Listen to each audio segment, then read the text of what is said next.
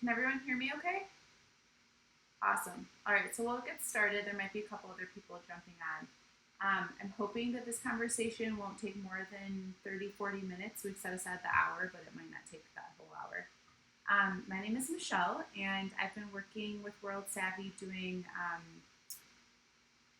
visits to classrooms and helping the students and teachers get ready for this festival. So I'm really excited about the festival on Friday. I'm really grateful to all of you, and I'm actually going to be a lead facilitator in one of the rooms, so you will all be in the room with me, and Audra is on the call as well. Audra, if you want to just wave and she can introduce herself, she'll be the other lead facilitator, and then facilitators will be in the room supporting the overall experience that we're going to be talking about today. And I'll let Brooke introduce herself, and then we can all kind of do some introductions, who you are, and what brings you to this volunteering opportunity. Hi there, so I'm Brooke. I also work at World Savvy. Michelle and I are here in the same office. And I'm the professional learning facilitator for the Bay Area. So I primarily work with the teachers in World Savvy classrooms. So again, just to reiterate what Michelle said, thank you all so much for being a part of this. We couldn't do it without you. So thanks. And I'll just add that Brooke is going to be helping with facilitating the chat. So if you, we have a couple other people joining us today. There will be a couple points where we're going to be pausing to discuss. And if you prefer to just add your answers into the chat, then Brooke will read those out and make sure that's all shared. Does anyone else want to go ahead and share who they are and why they are coming to this volunteering opportunity? Yeah, I can introduce myself too. I'm Audra. I'm currently a student at the Stanford Graduate School of Education and have done some volunteering with World Savvy in the past, and also volunteered at the Design Challenge last year. And this year, I'm very excited to be one of the lead facilitators for the Design Challenge. Great, thanks, Audra. I can talk. I'm Joan Moriyama, and I was a lead facilitator. No, I don't know if it's a lead facilitator. I was a facilitator last year in Oakland, and that was fun. And I have a background in design thinking. I went to graduate school and understand some of the methodologies. And I'm actually kind of excited because last year, and I want to get your thoughts because there's some things with the kids that I saw that I think I'd like to learn how to do better. And actually, one of my coworkers, both his kids are autistic. And on the table that I had last year, there were 2 autistic kids. And I ended up talking to the teacher, and it was fine. But it was I actually found that really interesting. And I liked it. So Great, thank you. Thanks for coming back. it was fun.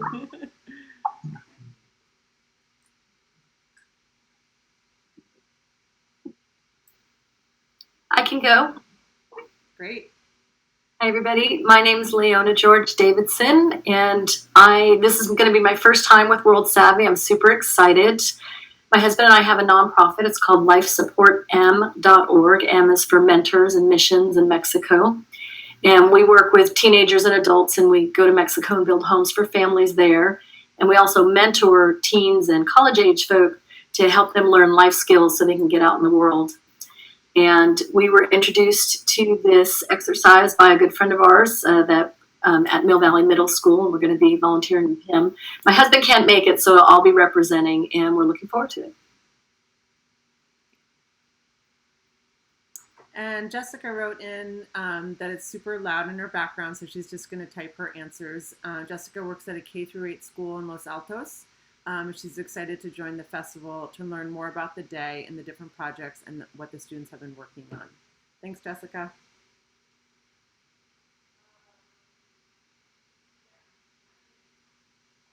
Bryn, do you? Yeah. Yeah, sorry. I had to run to the restroom, so I put you guys on off camera. What are the questions we're answering? Just an introduction, who you are and how you came to this experience. Sure. My name is Bryn Murray. I actually used to work at World Savvy and managed this program from 2005 to 2009. So I've been involved with the organization as a volunteer since. I left, and yeah, excited to see how the program's changed and grown over the years. Cool. Nice. I think that's it. Is that everyone? Yeah. Okay. Great. So I will start sharing my screen so we can jump right in. Can everyone see it okay? No, you want to make sure that you're clicked on, if you see all the little faces on the bottom, you want to make sure you aren't clicking on the PowerPoint. Can you see it now, Joan? Great. Okay, everyone's good? If you have any issues, just chat in the chat box. So today's conversation is going to be focused on bringing an equity lens to the knowledge to action experience. And it's really great to hear that some of you have a background in design thinking. This knowledge to action experience is a mini shortened version of design thinking. And the students have essentially been doing the design thinking process over the last however many months that they've been focusing on this in the classroom with their teachers. And this is just a condensed experience. And the students will be in groups of 7, and mostly with students from other schools. So the agenda for the day, we're going to again address this equity lens on the knowledge to action experience and take some Q&A, some time for Q&A, and then we'll just do some housekeeping, logistics, reminders, and details at the end. So some learning targets for our conversation today. By the end of our conversation, hopefully you will understand how equity and oppression exist in this knowledge to action experience that we'll be facilitating. And also understand how I, as a facilitator, can make this design process more equitable for students. So just as a disclaimer, we at World Savvy do not claim to be experts in equity by any means. However, we recognize how important it is, and that is why we are having this conversation. So it is an informal dialogue. Please feel free to share and just bring whatever experiences you have to the conversation. We're all learning from each other. So we'll start with kind of framing what equity means to each of us by having a little conversation. You can take a look at this picture, and based on the image, how would you define equity specifically? And you can chat or you can unmute yourself and just share as soon as it comes to you.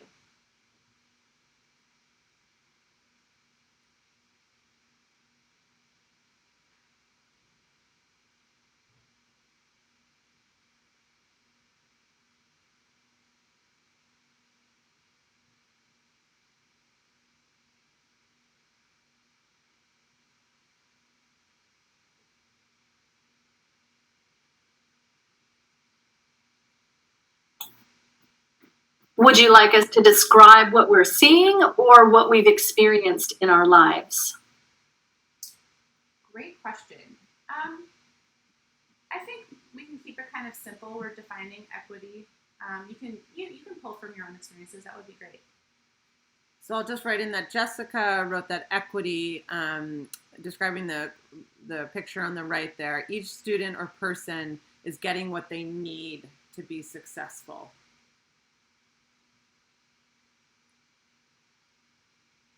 Does anyone want to add to that?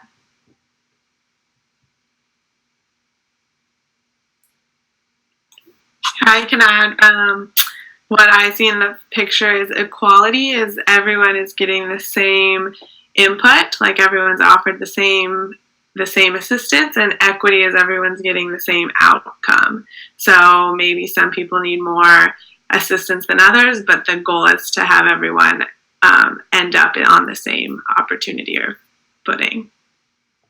Thank you. Yeah, and to bring it back to the design challenge, the equality part is that all of these students will be in the room having this access to the same experience. They'll all be participating in the knowledge action experience. However, there will be many students coming from different backgrounds with different needs that might require more support in order to fully participate in the experience. So that's how equity comes into this conversation. And the second sort of image that we'll sit with here is this one, oppression. So based on this image, how would you define oppression?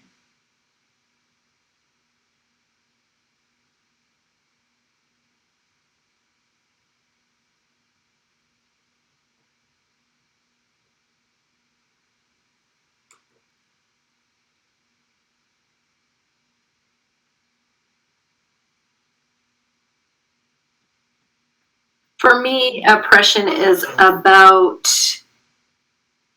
people that are in power not allowing others to access power, and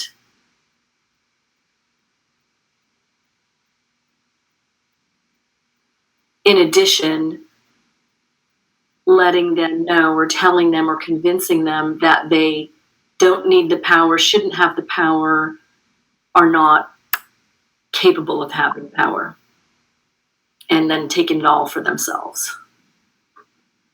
Thank you. And I think that goes sort of hand in hand with what Joan wrote in, which was it's sort of stunted growth. I think because of that power, there's a lack of growth that can happen from that oppression. Definitely, and we'll get into some brainstorming about how this could manifest in this K2A experience. But sort of summarizing that the students will all be having this same experience, but because of oppression, as you said, and potentially other factors, not all the students will be able to participate or engage in the same way as others. And so as facilitators, that's what it's our job to be aware of the ways in which oppression can prevent some of the students from participating and engaging and learning in this experience. So that takes us to this idea of design thinking, and I'm really excited to hear from some of you who have been part of the festival before and or have other experiences using and working with the design thinking process. We know that oppressive systems of power and privilege were designed by people, and so it's kind of an interesting idea to think about using the design thinking process to promote equity. And this is kind of a perfect example and an opportunity. So the question that we're going to be sitting with now is, how does this design thinking process inherently promote equity? From your own experiences, please share.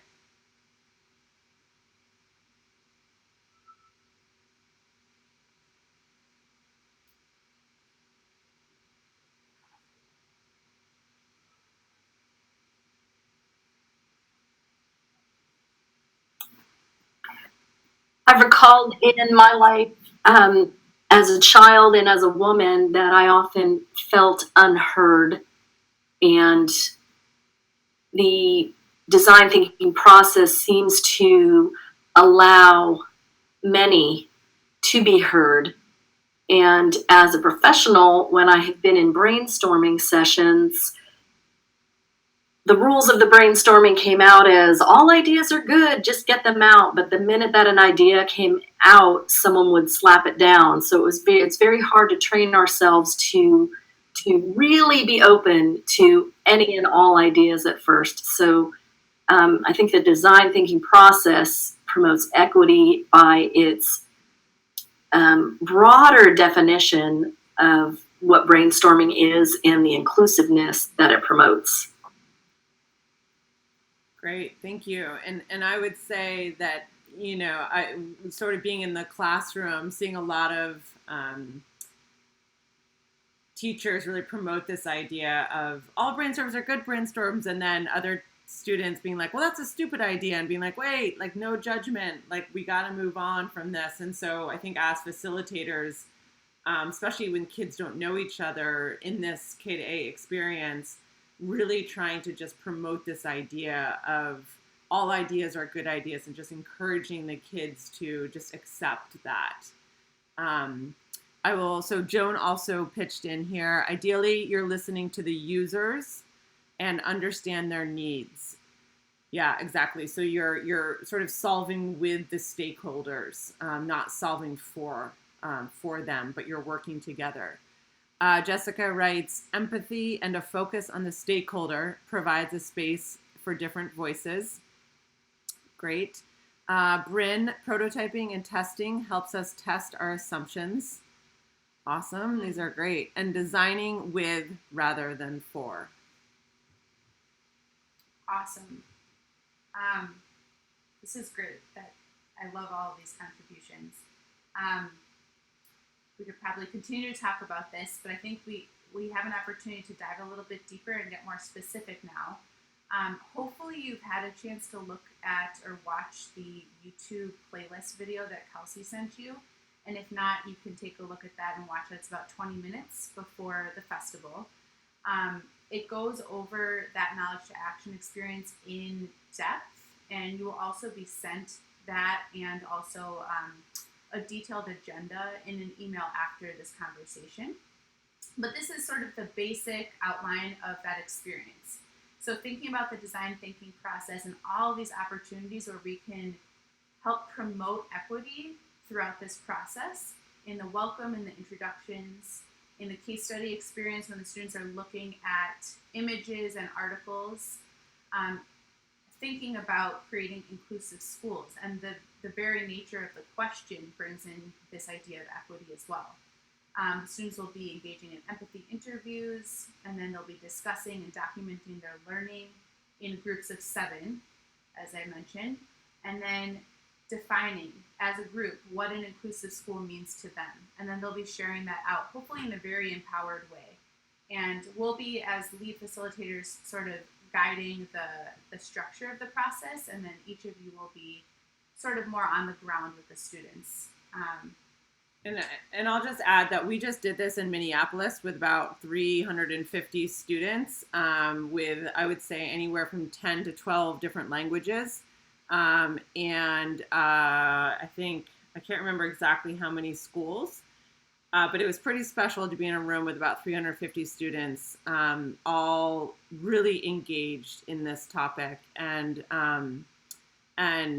really learning from one another. Definitely some nerves, for sure, as they're sort of having it could be a pretty charged conversation for some kids, but it was a really successful moment. And I think the facilitators did a fantastic job. And I think, it was just a really wonderful experience.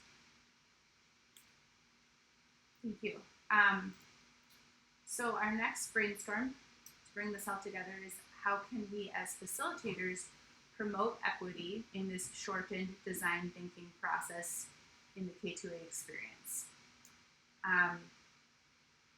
So again, you can type or you can share out, considering that outline that we just gave, and if you had watched the video on the playlist. If you have any ideas, that would be great to hear from you.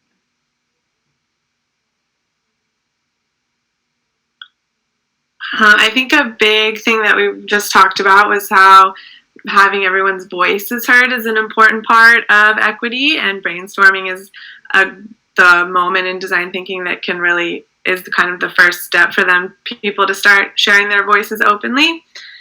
So specifically in the design thinking challenge, I think there will be 2 ways people can share. Either they'll share verbally, or they'll have paper in front of them and they can write out their ideas. And so as facilitators, maybe kind of getting a read on, there might be some students who are willing to share out, but if there are people that are a little bit more shy, encouraging them to write their ideas on the paper. Great, thanks, Audra. And Bryn also wrote, help make sure everyone gets a chance to speak up in the group. So as a facilitator, is there a way to create space if there happens to be some students that are dominating the conversation? And maybe you can do that by what Joan mentioned, encouraging kids to listen. That's a really important skill, and ask questions of each other. Great. And Leona wrote in, what I've understood from much of the material is that listening is a crucial piece of the program, not only by us as facilitators, but we can promote and help students be good listeners and confident sharers. That's fantastic. Thank you for that. And Joan, question, what's the best way to encourage kids who are more reserved?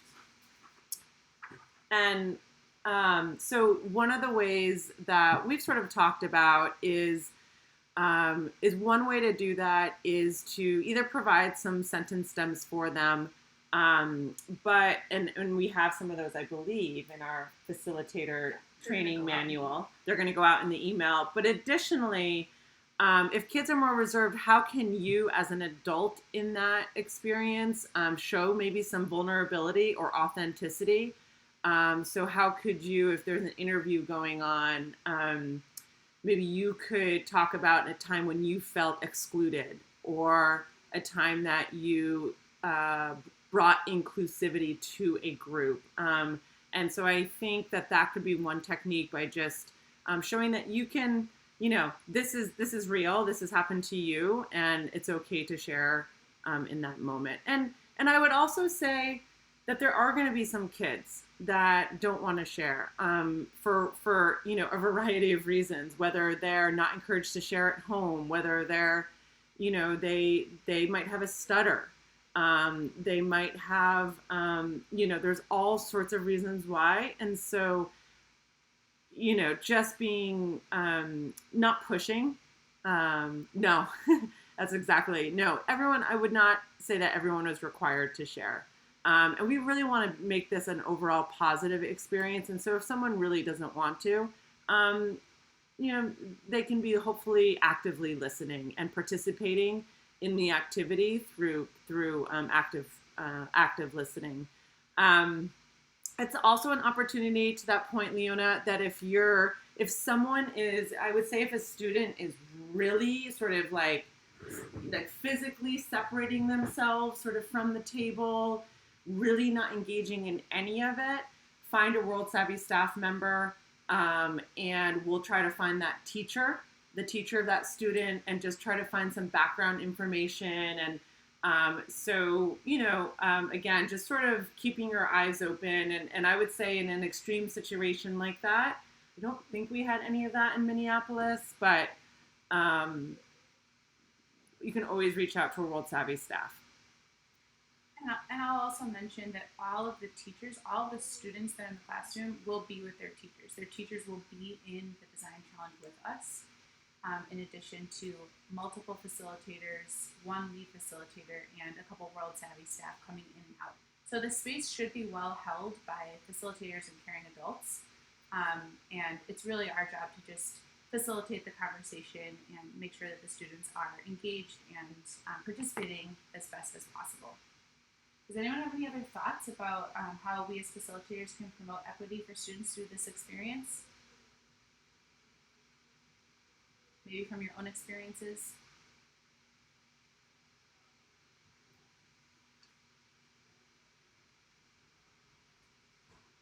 What do you do with kids that are so enthusiastic? So Joan wrote, "What do you do with kids that are so enthusiastic? Yay! But their enthusiasm may override others." Great, Jessica. Yeah. So perhaps have people have think time and/or write some ideas down first. And I think that, I can't remember if that's part of the facilitation overall, but I think they do have some brainstorming time to just think on themselves. And go ahead, Michelle. I was going to say, Audrey and I have been talking about this and about potentially integrating some individual time before they share out with their group. Right now, it's not actually built in, and we had talked about being more responsive to what we see in the room, just because we don't know, every situation is different.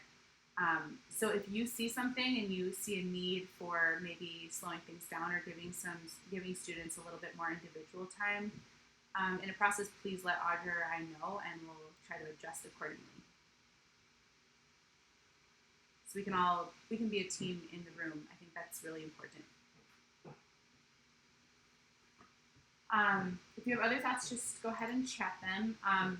We thought that these would be some just, when in doubt, seek to understand where the students are coming from, seek the voices and the opinions of students that are often unheard. And that's sort of a judgment call since you don't know these students, but that's sort of like the basic when in doubt. And we wanted to end this discussion and open it up to Q&A. And here's just a nice inspiring quote from Paulo Freire, who is an educator who dedicated his whole life to education as a practice of liberation. And he says, "Whoever teaches learns in the act of teaching, and whoever learns teaches in the act of learning." And to me, that quote really, really helps me see myself as a learner in the facilitation process. We're learning from the students, and we're also creating space for the students to learn. So I'm so excited about this. And any questions, comments, concerns, thoughts before we move on to more logistical nuts and bolts of the day? No? I will just say one thing that we talked actually a bit about in the judging facilitation. We did a webinar for judges yesterday. Students are really coming into this with a lot of different experiences presented by their teacher. So some might have not even heard this process called knowledge to action or design thinking. They might have just realized, they might have just thought they were doing a research project. Some students have been working on, again, it's a little bit of a different situation with the judging piece versus the facilitation, but some students have been working on this design thinking knowledge to action process since January. Others have just engaged in the last 2 or 3 weeks. So that's also just sort of a level of, some level of sort of difference, and just being aware of that as facilitators. Some students work in groups all of the time, and some students work very little in groups.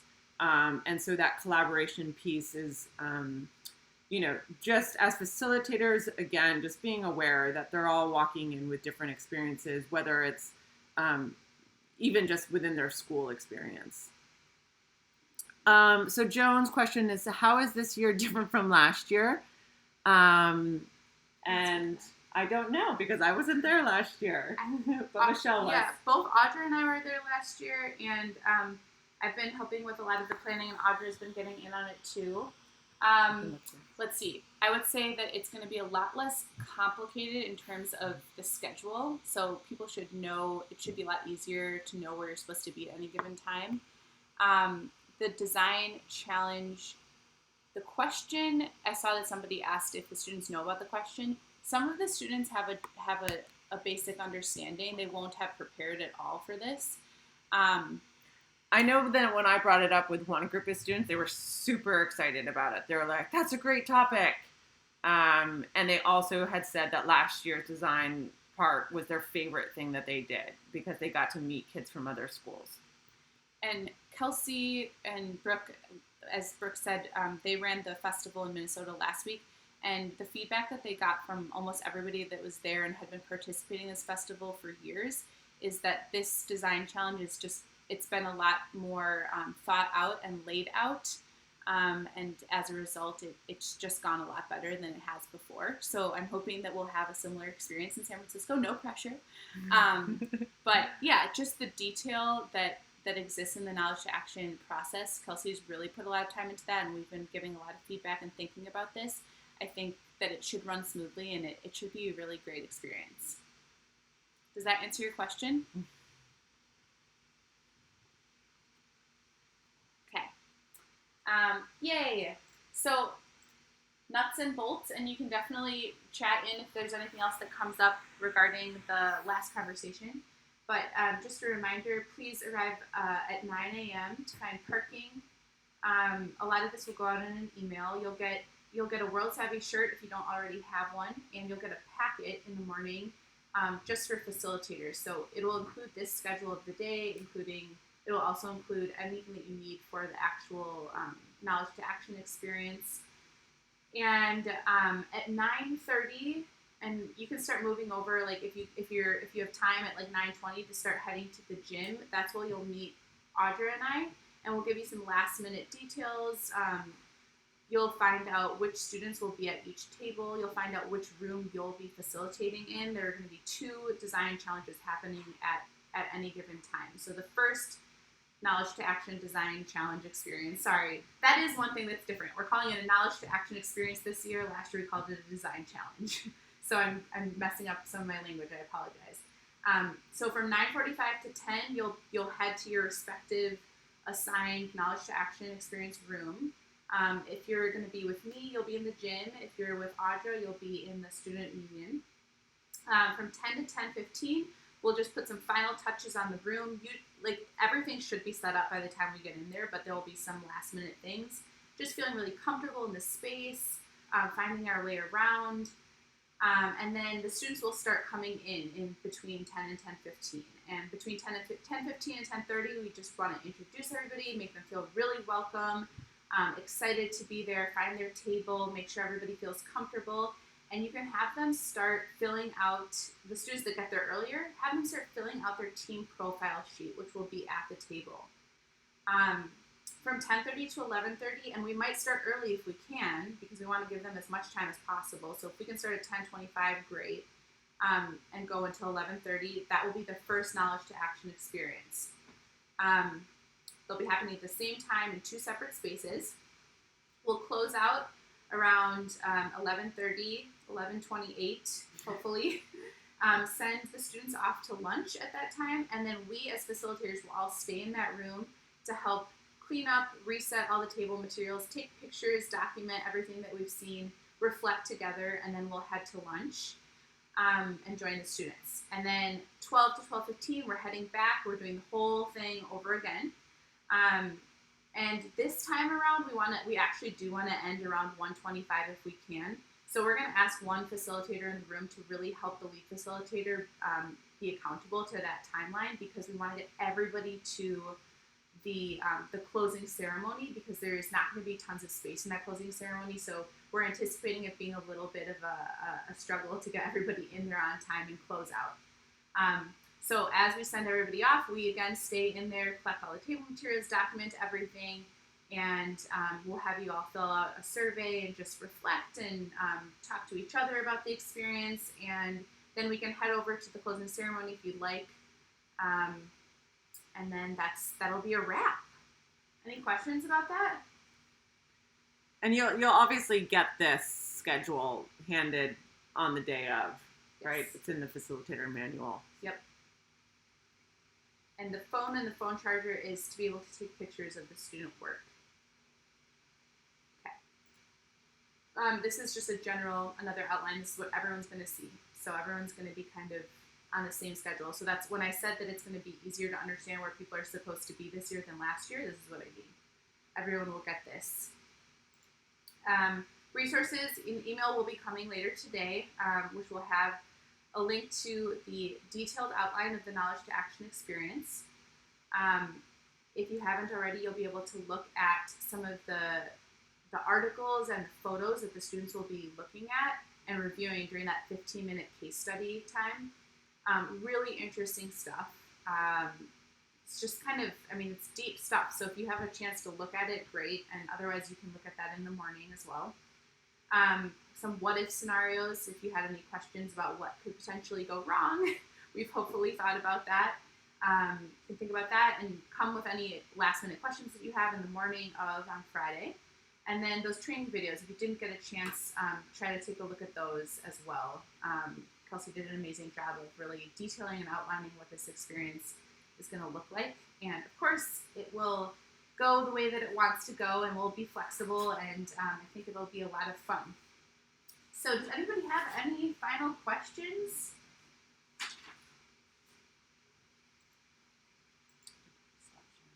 So we'll stop sharing now. It's done with the presentation. Open up to final questions. Otherwise, we'll see you all on Friday, and feel free to email if you do have any questions.